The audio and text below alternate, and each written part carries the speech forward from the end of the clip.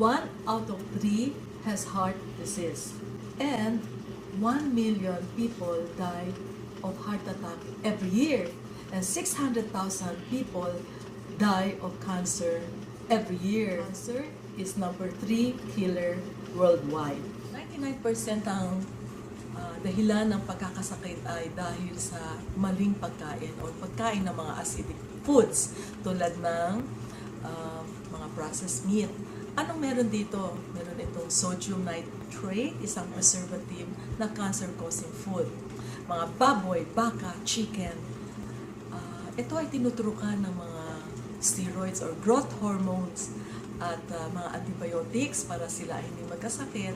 So, nagkakaroon tayo ng resistensya sa antibiotics na nagiging dahilan kung bakit tayo ay nagkakaroon ng sakit.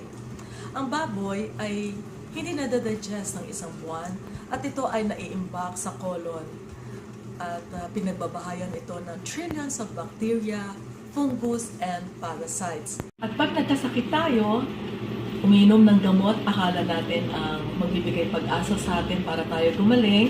Ang magbibigay sa atin ng miracle cures, yung pala, it will only shorten our life. Ang gamot ay number 3 killer na sa Amerika ngayon.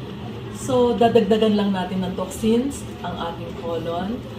At ang colon natin ay nagmamakaawa na, begging for help. Stop eating junk foods. Stop eating the wrong foods. Stop taking drugs. Ang colon ay 5 to 6 feet long. At ito ay pwedeng mag-double ng kanyang size kapag naipakan ng maraming toxins. 70% ng ating immune system ay nasa colon.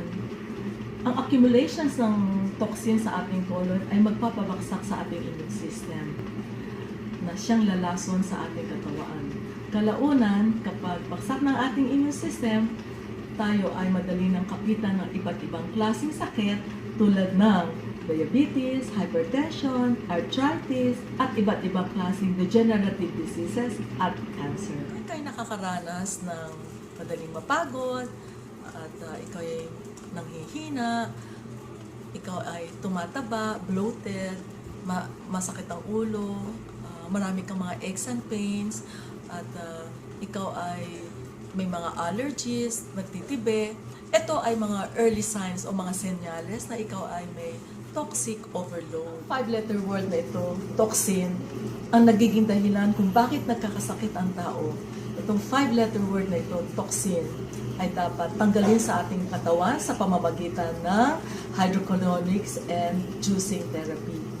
Ang hydrocolonics and juicing therapy ang most effective way of curing diseases.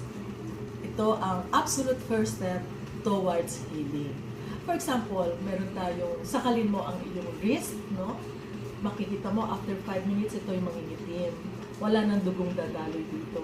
So, ang toxins ay nagkukos ng bara sa ating katawan.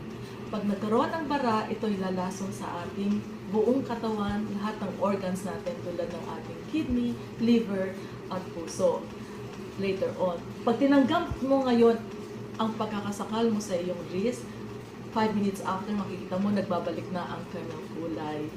Back to normal flow. So, ganyan ang nangyayari sa ating katawan kapag punong-puno ito ng toxins. Sari-saring sakit ang papasok sa ating katawan. Imagine natin ang baradong lababo. Pag ito ay clog, ano ang mangyayari?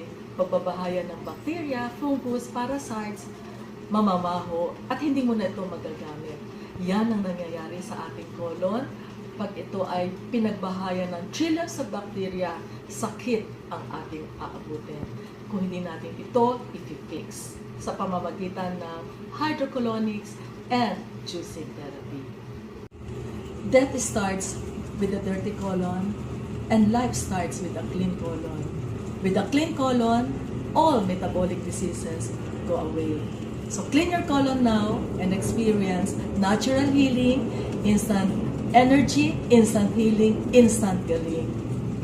An ounce of prevention is better than a pound of cure.